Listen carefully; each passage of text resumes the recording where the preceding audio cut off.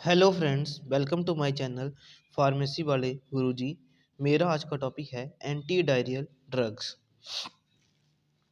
Anti diarrhoeal के बारे में पढ़ने से पहले आपको पता होना चाहिए कि डायरिया होती क्या है। Diarrhoea diarrhoeal disease are the major cause of morbidity and mortality in developing countries.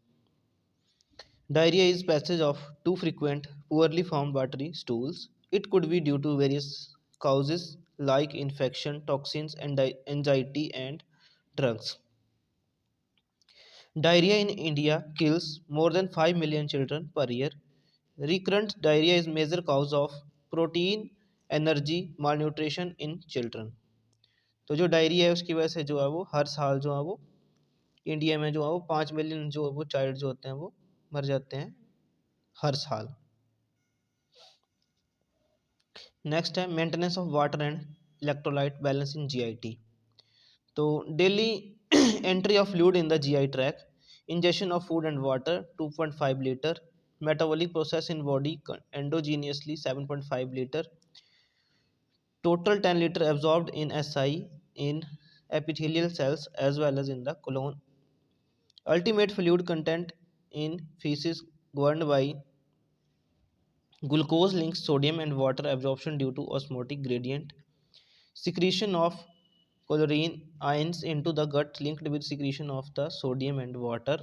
Gut motility increase peristalsis in diarrhea due to various reason. तो जो डायरिया होता है उसमें क्या होता है, जो बॉडी में जो फ्लूइड होते हैं उनका लॉस हो जाता है।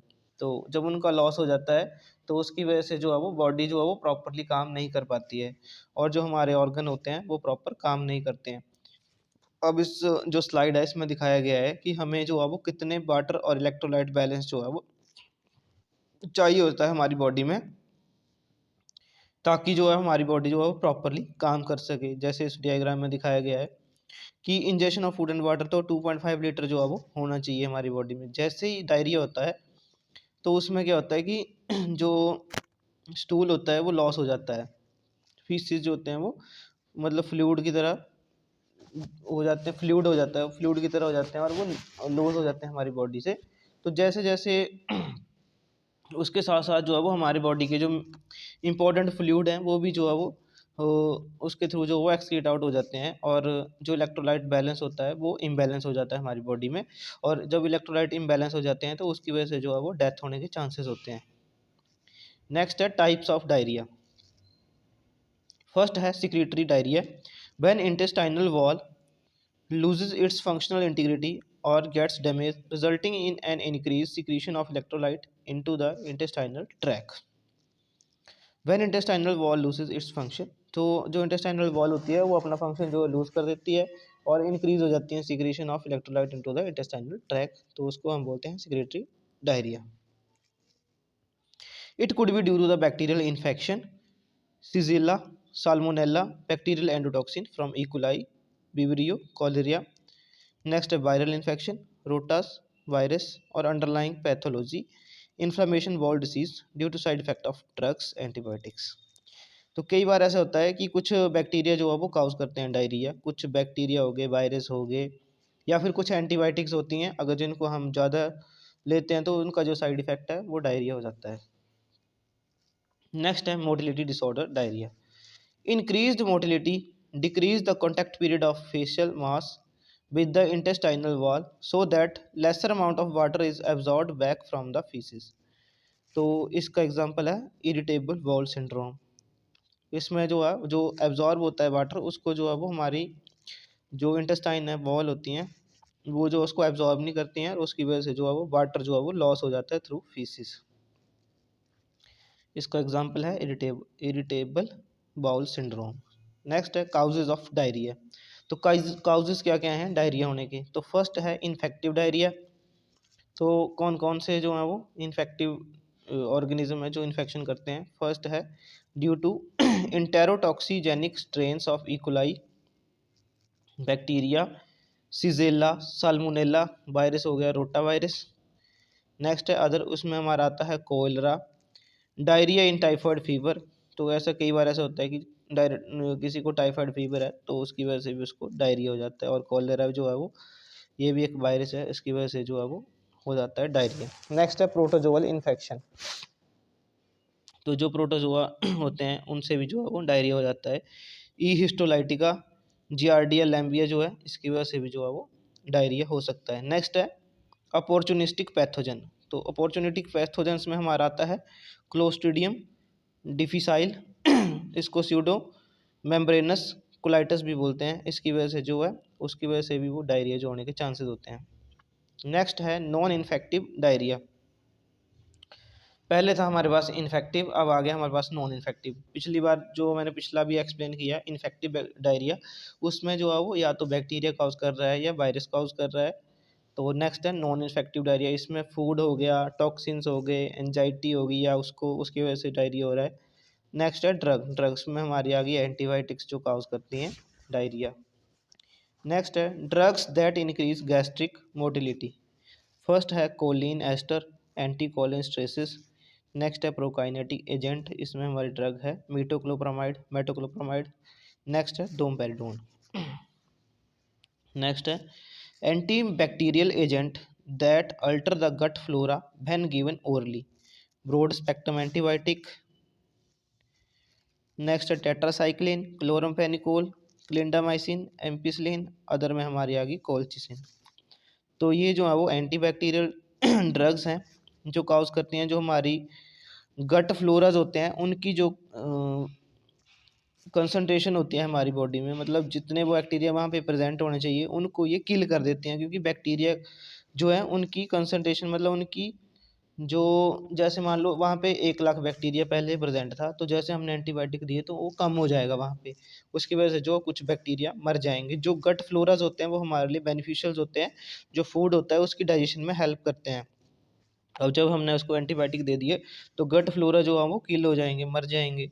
अगर वहाँ पे 1 लाख थे और वहाँ पे बच गए 20,000 तो वो अब फूड को डाइजेस्ट नहीं कर पाएंगे प्रॉपरली और उसकी वजह से जो है वो डायरिया हो जाएगा।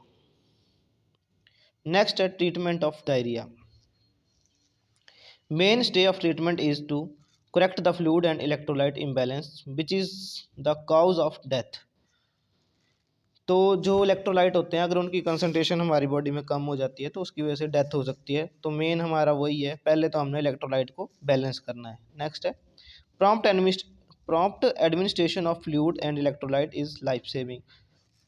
जो इलेक्ट्रोलाइट है उनका जो सोल्यूशन है, जो फ्लूइड है, उसको हमने इंसर्ट करना है बॉडी में ताकि वो वहाँ पे जो इलेक्ट्रोलाइट है उनके इम्बैलेंस को बैलेंस कर दे। नेक्स्ट है non specific treatment, correction of fluid and electrolyte imbalance by ORS and IV fluid as per severity of the dehydration।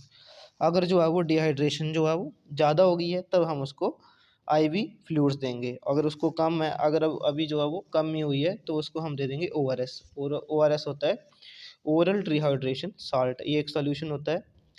उसको जो मतलब ये जो एक पाउडर होता है इसको 1 लीटर सोल्यूशन में हम मिक्स करते हैं और उसके बाद जो है पेशेंट को देते हैं ताकि इलेक्ट्रोलाइट बैलेंस हो जाए। नेक्स्ट है adequate nutrition to prevent malnutrition, to maintain normal turnover of gastric mucosal cells, to maintain normal enzymatic activity, to help in the absorption of glucose salt and water taken orally. तो जो nutrients होंगे वो हम देंगे patient को ताकि उसके जो ऑर्गन है वो प्रॉपरली काम करें और जो न्यूट्रिएंट्स हैं वो जाके वहाँ पे अपना एक्शन दे और हमारे ऑर्गन जो है वो प्रॉपरली काम करें जो जो हमें चाहिए। जैसे अब जॉब ग्लूकोज हो गया, सॉल्ट हो गया, ये वाटर हो गया, हमारे जो ऑर्गन है उनकी प्रॉपर फंक्शनिंग के लिए जो है वो चाहिए होते हैं हमें। इंजाइम्स हो गए, ग्लूकोज हो गया, सॉल्ट हो गए, तो इनका जो है वो हम उनको देंगे, पेशेंट को देंगे ताकि जो हमारे बॉडी के ऑर्गन्स हैं उनको जो है प्रॉपर उनकी जो प्रॉपर फंक्शनिंग है उसमें हेल्प हो सके। क्योंकि जितने भी हमारे ऑर्गन होते हैं उनको ग्लूकोज की ज़रूरत पड़ती है और वाटर की। ग्लूकोज जो है वो एनर्जी सोर्स है हमारे जो सेल और टिश्यू होते हैं, तभी वो काम करेंगे जब उनको ग्लूकोज मिलेगा। नेक्स्ट है ओरल रिहाइड्रेशन थेरेपी। तो ओरल रिहाइड्रेशन थेरेपी में यही है, जो ORS होता है उसको हम देते हैं पेशेंट को, वो मैंने आपको पहले बता दिया। उसमें NaCl, KCl, trisodium citrate, glucose water, ये सारे जो है वो प्रेजेंट होते हैं। ये सारे कंटेंट प्रेजेंट होते हैं और ये जो है उसकी कंसंट्रेशन है अकॉर्डिंग टू WHO। नेक्स्ट है non diarrhoeal usages of ORT, post surgical, post burn, post trauma, rehydration, nutrition, heart stroke to change from parenteral to oral route. तो ये जो है वो हम तब भी देते हैं अगर किसी को डायरिया नहीं है पर उसकी सर्जरी होनी है, अगर सर्जरी हो चुकी है तो उसके बाद भी देते हैं, ताकि उसकी बॉडी में जो न्यूट्रिएंट्स होते हैं और जो साल्ट होते हैं वो बैलेंस हो सकें, क्योंकि जब भी कोई सर्जरी होती है तो उसमें जो है उसका ब्लड लॉस होता है, तो उसकी वजह से जो है वो इम्बैलेंस हो जाता है। तो ये जो हम देते हैं अगर किसी को हार्ट स्ट्रोक हुआ है तब भी हम देंगे। नेक्स्ट है specific treatment, classification of anti diarrhoeal drugs. तो एंटी डायरियल ड्रग्स जो हैं वो कौन कौन सी हम यूज़ करते हैं। तो फर्स्ट है हमारे पास नॉन एंटी माइक्रोबियल एंटी डायरियल्स। तो इसमें फर्स्ट हमारी आती है एंटी मोटिलिटी एजेंट, इसमें हमारी ड्रग है डाइफिनॉक्सीलेट। दूसरी है लोपिरामाइड कोडीन। नेक्स्ट है एंटीकोलिनर्जिक एजेंट्स एट्रोपिन, स्कोपोलामिन। नेक्स्ट है स्पेसिफिक एंटी इन्फेक्टिव एजेंट्स, उसमें हमारी आती हैं एंटी माइक्रोबियल्स और एंटी सिक्रेटरी एजेंट्स। तो एंटी माइक्रोबियल में हमारी आती है क्लोट्रिमाजोल, नोरफ्लोक्सासिन, डॉक्सीसाइक्लिन, इरिथ्रोमाइसिन, मेट्रोनिडाजोल। और जो एंटी सिक्रेटरी एजेंट्स हैं उसमें हमारी ड्रग आती है सल्फासेलाजिन एंड मीसेलाजिन। नेक्स्ट है एंटी मोटिलिटी ड्रग्स। तो एंटी मोटिलिटी मैंने आपको पहले बता दिया कौन कौन सी हैं, diphenoxylate, codeine, loperamide. Common properties क्या है इनकी, opioid in nature, actions are mediated through mu and delta opioid receptors, present in enteric neuronal and direct action on intestinal smooth muscle in seen is seen। जो intestinal smooth muscles होते हैं उनके ऊपर act करती है ये, और वहाँ पे एक्ट करेगी। फार्माकोलॉजिकल प्रॉपर्टी क्या क्या है इसकी, जो म्यू रिसेप्टर हैं और डेल्टा रिसेप्टर हैं उन पे एक्ट करती है ये। तो डिक्रीज़ करती है प्रोपल्सिव मूवमेंट, इंक्रीज करती है एब्जॉर्प्शन अगर म्यू रिसेप्टर के ऊपर जो है वो एक्ट करती है तो, और इंक्रीज करती है स्मॉल वॉल टोन, और डिमिनिश करती है इंटेस्टाइनल सिक्रीशन को। जो डेल्टा रिसेप्टर है अगर उसके ऊपर एक्ट करती है तो करती है promote absorption and inhibit secretion, मतलब जो एब्जॉर्प्शन है उसको प्रमोट करेगी और जो सिक्रीशन है उसको इनहिबिट करेगी। अगर ये एब्जॉर्प्शन को प्रमोट करेगी तो उसकी वजह से जो है जो भी बॉडी के फ्लूइड्स होंगे वो एक्सक्रीट आउट नहीं होंगे और वो बॉडी में प्रेजेंट रहेंगे, ताकि हमारी बॉडी में जो है वो हाइड्रेशन ना हो। Overall they increase the luminal transit time, मतलब ये जो है वो जो एब्जॉर्प्शन है उनको इंक्रीज करती हैं और जो वाटर और फ्लूइड्स हैं उनको बॉडी में प्रेजेंट रखते हैं, बाकी चीज़ों को एक्सक्रीट आउट करती हैं जो हमारे लिए बेनिफिशियल नहीं है। नेक्स्ट है कोडीन।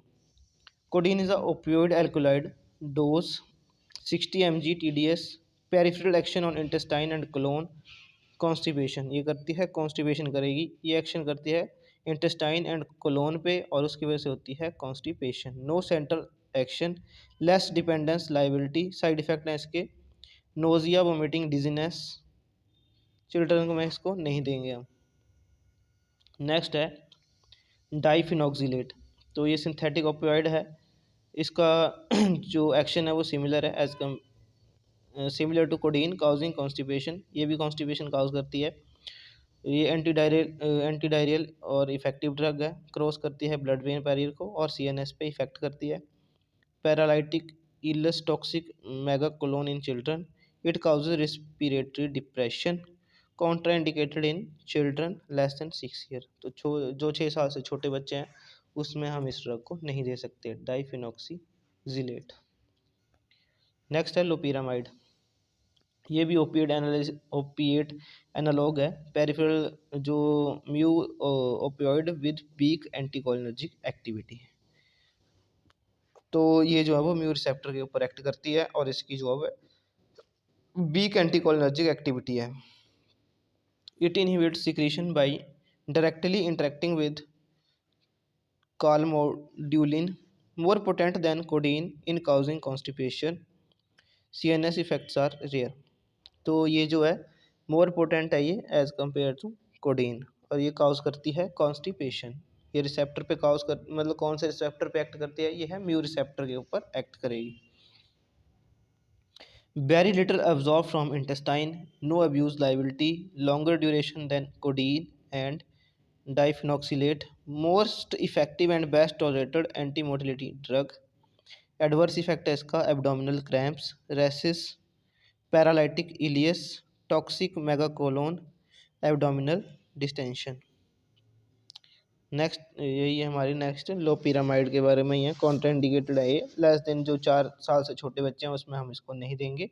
यूजेज हैं इसके, anti motility drugs are use in non infective diarrhoea, non infection वाले जो डायरिया होते हैं उसमें यूज़ करते हैं हम, ट्रैवलर डायरिया में यूज़ करते हैं, और डायरिया इन एड्स, अगर किसी को एड्स है और उसको डायरिया हो रहा है तो उसमें हम इसको यूज़ करते हैं। नेक्स्ट है एंटीकोलिनर्जिक। एंटीकोलिनर्जिक में हमारी 2 ड्रग्स आती हैं, एट्रोपिन एंड स्कोपोलामिन। तो first atropine, decrease bowel motility and secretion, poor efficacy in secretion diarrhoea. Use कहाँ होती है, in nervous slash drug induced neostigmine. अगर नियोस्टिगमिन जो है वो इंड्यूस करता है डायरिया, तो उसकी वजह से जो है वो अगर उसकी वजह से डायरिया इंड्यूस होता है नियोस्टिगमिन की वजह से, तब हम ड्रग देते हैं एट्रोपिन, तो प्रिवेंट करने के लिए उसको। इन डाइसेंट्री एंड डाइवर्टिक्यूलाइटिस, डाइवर्टिक्यूलाइटिस में भी इसको यूज़ करते हैं। Regularly useful in cholera, tetracycline, clotrimazole in childrens. अगर जो है वो मतलब एंटीमाइक्रोबियल्स हम ले रहे हैं और उसकी वजह से जो है वो हमें जो है इन्फेक्शन हो रहा है या डायरिया हो रहा है, तो हम दे सकते हैं इसको।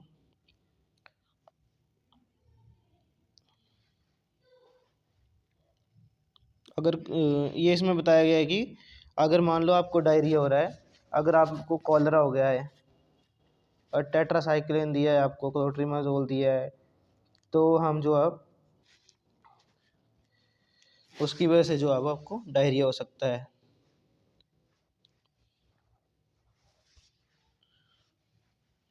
नेक्स्ट है Campylobacter jejuni, norfloxacin slash erythromycin, Clostridium difficile pseudomembranous colitis, metronidazole. मतलब इसमें इन्होंने दिया है जैसे अगर आपको कॉलरा हो जाता है, कॉलरा कोई है तो उसमें हम टेट्रासाइक्लिन देते हैं या क्लोट्रीमैक्साजोल देते हैं इन चिल्ड्रन। अगर आपको कॉम्फाइलोबैक्टर जेजुनी हो जाती है, बैक्टीरिया से आपको अगर डायरिया होता है, तो नॉरफ्लोक्सासिन देते हैं।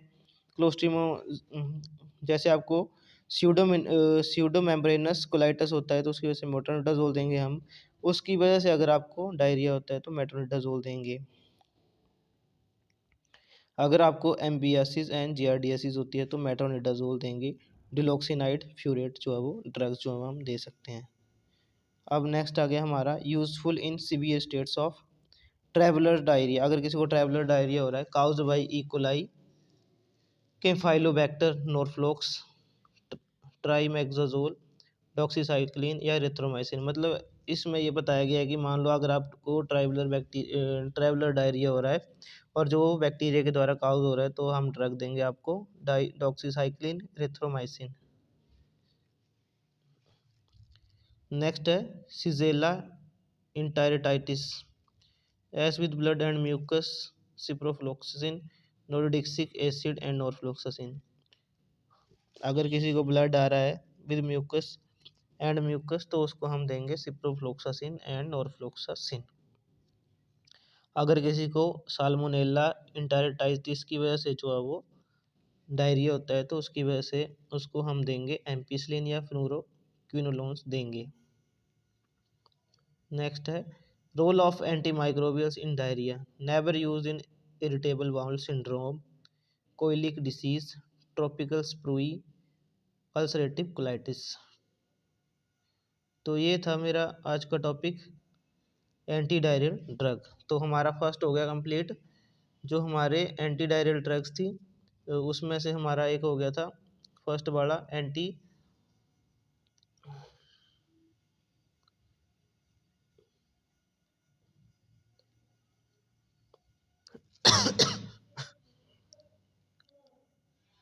जो हमारा फर्स्ट था non anti microbial anti diarrhoeal.